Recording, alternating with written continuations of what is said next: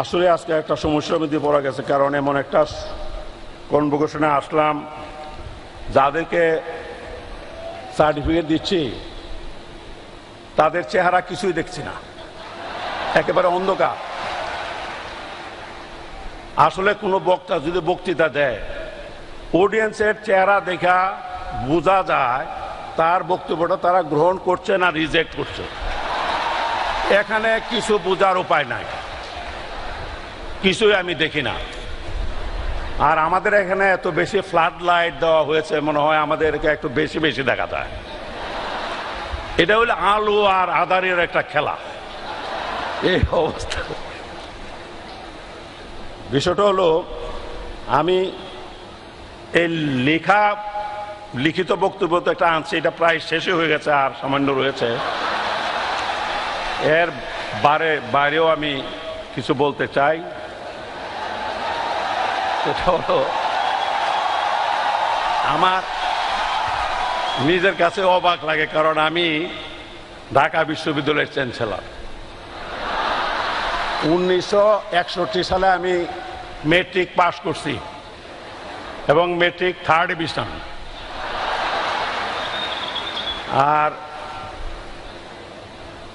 IA pass করছি, এটা তো এক সাবজেক্ট, অর্থ লজিকে রেফার্ড। ঢাকা বিশ্ববিদ্যালয়ে যখন আসলাম ভর্তি হওয়ার জন্য, তখন ভর্তি তো দূরে করতে, ভর্তির ফর্মটা পর্যন্ত আমাকে দেওয়া হলো না। বন্ধু বান্ধব অনেকে তো ভর্তি হইলো, আর ছাত্র রাজনীতির সঙ্গে তো ওই সময় তো আমি যুক্ত। তখন যখন এখানে ভর্তি হইতে পারলাম না, বাধ্য হয়ে আবার নিজ জেলা দয়াল গুরু কৃপায় গুরুদয়াল কলেজে ভর্তির সুযোগ পেয়ে গেলাম।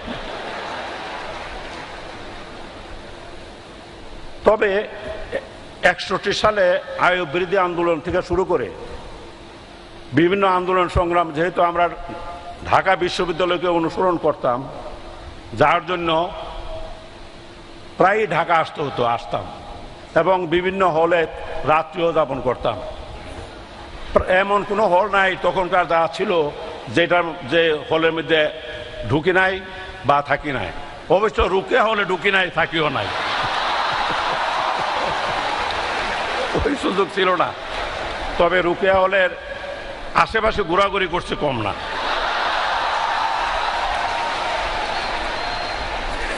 বন্ধু বান্ধব যারা ইউনিভার্সিটিতে পড়ে তারা তো তখন গল্প করে যে মানে কনভোকেশন, এই কনভোকেশনে তারা যে কনভোকেশন ক্যাপ এবং গাউন এগুলি।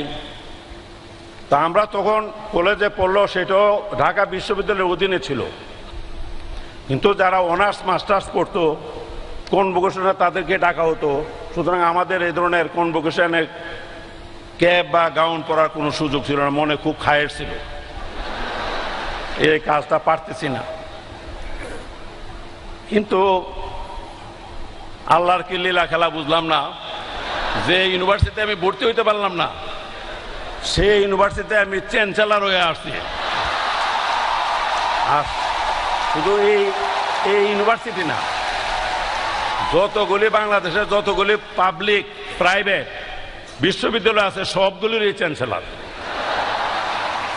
এই চ্যান্সেলর হিসাবে প্রায় জায়গাতে আমার সমাবর্তনে যেতে হয়।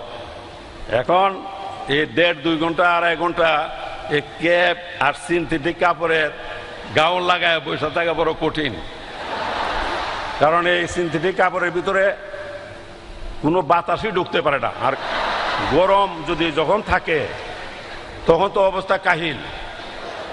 আমি আমাদের সম্মানিত ভিসি সাহেবকে অনুরোধ করছিলাম যে আপনাদের কনভোকেশনগুলো যে শীতকালের দিকে হয় তো একটু সুবিধা হয়, কারণ আজকে আমি এই যে অন্ধকার, যদি এটা আজকে যেহেতু উপরে ত্রিপাল দেওয়া হয়েছে, ত্রিপাল দেওয়ার কারণ হলো কি বৃষ্টি যে কোনো সময় আসতে পারে, লন্ড বন্ড হয়ে যাবে, এটা প্রিকশন হিসাবে ত্রিপাল দেওয়া হয়েছে।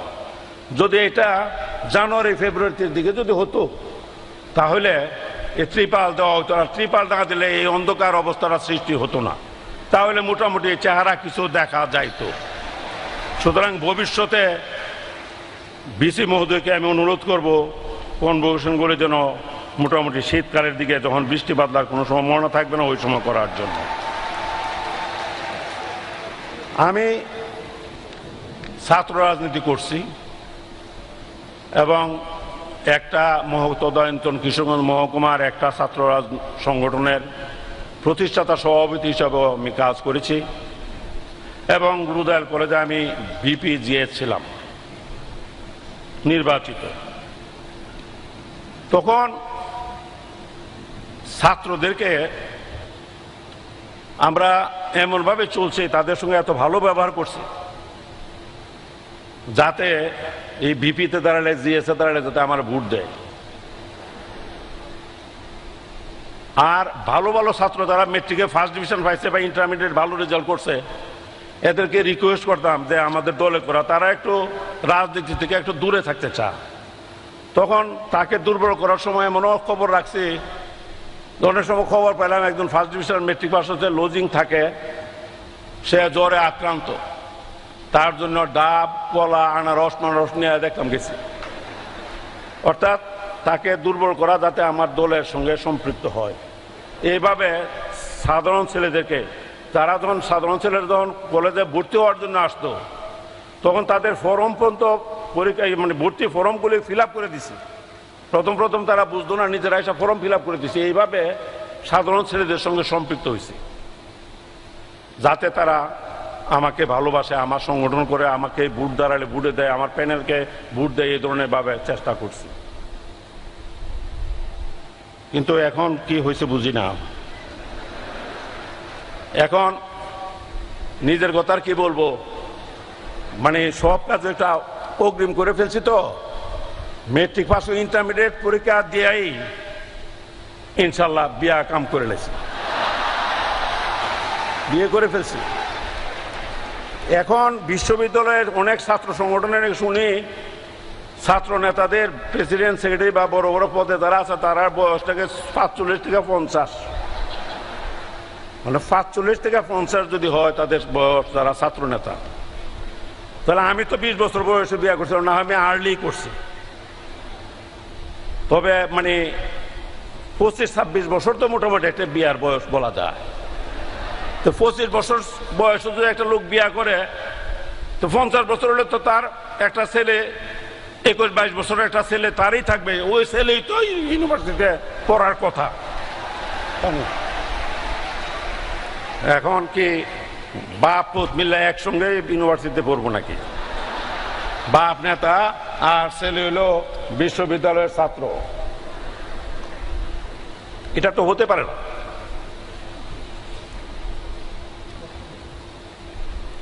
এই যে তারা যাতে ইউনিভার্সিটির রেগুলার স্টুডেন্ট, যারা সত্যিকার ভাবে যারা ছাত্র, তারা যাতে ছাত্র নেতৃত্বে থাকে। আর একটা 45-50 বছর বয়সের একটা ব্যক্তি যদি এখানে ছাত্র সংগঠনের নেতৃত্ব দেয় তাহলে এই ইউনিভার্সিটির 20-22-23-24 বছরের ছেলেমেয়েরা যারা আছে তাদের সঙ্গে তাদের অ্যাডজাস্টমেন্টটা কি করে হতে পারে, এটা তো আমি বুঝি না। সুতরাং ঢাকা ইউনিভার্সিটির যে ডাকসু নির্বাচনী যে মাস্ট, এই ডাকসু নির্বাচন করা দরকার। ডাকসু নির্বাচন যদি না হয় তাহলে মানে ভবিষ্যৎ নেতৃত্ব এই দেশের জন্য একটা শূন্যতার সৃষ্টি হয়ে যাবে। অবশ্য কেউ এই কথা বলতে পারেন যে 20-25 বছর বিয়া না করে, যেমন আমাদের এই 2 বছর আগে আমাদের মাননীয় রেলমন্ত্রী বিয়া করছে 65 বছর বয়সে। আবার কেউ যদি ওই এক্সাম্পল দেয় যে রেলমন্ত্রী তো 65 বছর বয়সে বিয়া করছে, এটাও ঠিক, এইটা খুবই রেয়ার কেস। এখন সবকিছু সময়ে ভালো, অসময়ে কোনো জিনিসই ভালো হতে পারে না। এমনকি আমাদের যে মৌসুমি ফল, যেমন আমাদের এখানে বলে যে 12 মায়া কাঁঠাল, এটাও আছে, কিন্তু এই বৈশাখ জ্যৈষ্ঠ আষাঢ় মাসের যে কাঁঠাল, এই কাঁঠাল যে মজা লাগে, কার্তিক মাস অগ্রহায়ণ মাস আশ্বিন মাসের কাঁঠাল সে মজা লাগে না, এটাও মনে রাখতে হবে। সুতরাং আমার অবশ্য ইতিহাস সবই অন্যরকম। 61 সালে মেট্রিক পাস করলে 65 সালে বিএ পাস করার কথা ছিল, এই বিএ পাস করলাম 68 সালে, 69 সালে, অর্থাৎ 4 বছরের জায়গায় প্রায় 8 বছরের লাগা গেল। বলতে পারেন এত ছাত্র খারাপ ছিলাম এটা ঠিকই, পাশাপাশি শুধু ছাত্র খারাপ ছিলাম এই কথা বললেও ঠিক হবে না, কারণ 2 বার পরীক্ষা দিতে পারি নাই, পরীক্ষার সময় জেলে বন্দি থাকতে হইয়াছে। এটারও একটা কাহিনী আছে, যখন নাকি বিএ পাস করতেই পারি না, তখন আত্মীয় স্বজন বন্ধু বান্ধব বাড়িতে গেল একই কথা, যে বিএ পাস কবে হইব, কি ব্যাপারটা বা এই উত্তর দিতে দিতে আর ভালো লাগে না। পরে একটা চিন্তা করে ভাবলাম যে তখন আইয়ুব খান মুনায়েম খাঁর বিরুদ্ধে আন্দোলন করতেছি, আন্দোলন তুঙ্গে। পরে এক জনসভার মধ্যে, কিশোরগঞ্জে বিরাট জনসভা স্টেডিয়ামে, সেখানে বক্তৃতার মধ্যে ভাই সব ভাইয়ের আমার, যতদিন পর্যন্ত স্বৈরাচার আইয়ুব খান মুনায়েম খানকে উৎখাত করতে না পারবো ততদিন পর্যন্ত আমি বিএ পাস করতে চাই না। প্রায় 70-80 হাজার জনতা ছিল মাঠের মধ্যে, সবাই করতালি দিল, যাক একটা সার্টিফিকেট পেয়ে গেলাম। এরপরে আমার আর কেউ বিএ পাস কবে হইব না এইটা নিয়ে আর কেউ কথা বলে নাই। এই একটা অবস্থার মধ্যে আজকে একটু আমার গলাটা বসে গেছে গিয়া, নাহলে আর কথাবার্তা আরো অনেক কিছু বলতাম। যাই হোক, আর কথা বাড়াতে চাই না। আপনারা ভবিষ্যতে যদি আপনাদের এখানে আসার সুযোগ সৌভাগ্য হয়, তাহলে কথা আসলে লিখিত বক্তব্য যারা ভালো ভালো কথা লিখছি, কষ্ট করে লিখছি, আমার অফিসের কর্মকর্তারাও আমাকে সহযোগিতা করছে, কিন্তু এই মনের কথা সবকিছু লেখা বড় কঠিন। আগে তো যাও আমরা মোটামুটি প্রেমপত্র লিখতাম, তখন বিভিন্ন বই থেকে বিভিন্ন কোটেশন টোটেশন দেখে ভালো করে একটা প্রেমের পত্র লিখতাম। আর এখন প্রেমপত্র লেখা বন্ধ হয়ে গেছে, কারণ এখন সব মেসেজ, মানে যে মেসেজ দিয়ে পাঠায় দিয়ে ওই সব কথা শেষ। আমার মনে হয় যে মুহূর্তে মুহূর্তে আর প্রেমপত্র লেখাও কিন্তু একটা সাহিত্য, একটা আর্ট ছিল, এটা গেছে। যাই হোক, আমি শেষ করে ফেলতেছি। প্রিয় গ্রাজুয়েটগণ, তোমাদের আজকের এই অবস্থানে পৌঁছানোর পেছনে রয়েছে তোমাদের শ্রদ্ধেয় পিতামাতা, শিক্ষক মণ্ডলী সহ সমাজ, দেশ ও জনগণের বিপুল অবদান। তোমরা তাদের কাছে ঋণী। তোমরা সমাজ ও জনগণের প্রতি দায়বদ্ধ থেকে তোমাদের মেধা, প্রজ্ঞা ও কর্ম দিয়ে জাতির আশা আকাঙ্ক্ষা পূরণে অগ্রণী ভূমিকা পালন করবে। সব সময় নৈতিক মূল্যবোধ, বিবেক ও দেশপ্রেম জাগ্রত রাখবে। কখনো অন্যায় ও অসত্যের কাছে মাথা নত করবে না। তরুণরাই জাতির কর্ণধার, ভবিষ্যতে তারাই দেশ পরিচালনা করবে। আজকের প্রতিযোগিতামূলক বিশ্বে টিকে থাকতে হলে জ্ঞান বিজ্ঞানের প্রতিটি ক্ষেত্রে নিজেকে অধিক যোগ্য করে গড়ে তুলতে হবে। প্রতিদ্বন্দ্বিতা মোকাবেলায় সবসময় সাহসী ও উদ্যোগী হতে হবে। তোমাদের সঠিক নেতৃত্বে দেশ হবে সমৃদ্ধ, উন্নত। জাতি তোমাদের দিকে তাকিয়ে আছে। মনে রাখতে হবে নিজেদের আত্মপরিচয়ের কথা, মাতৃতুল্য এই বিশ্ববিদ্যালয়ের কথা, অনেক রক্তের বিনিময়ে অর্জিত স্বাধীনতা, আমাদের প্রিয় দেশটির কথা। বললে চলবে না, তোমাদের সামান্যতম নেতিবাচক কর্মকাণ্ড আমাদের বিশাল অর্জনকে ম্লান করে দিতে পারে। আর একটা কথা বলি, কর্ম উপলক্ষে তোমরা পৃথিবীর যে প্রান্তেই থাকো না কেন, এ দেশ ও জনগণের কথা ভুলবে না। তোমরা বড় হও, সফল হও, তোমাদের উজ্জ্বল ভবিষ্যৎ কামনা করি।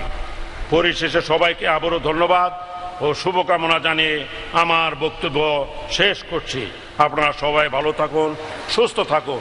খুদা হাফেজ। বাংলাদেশ চিরজীবী হোক। আসসালামু আলাইকুম।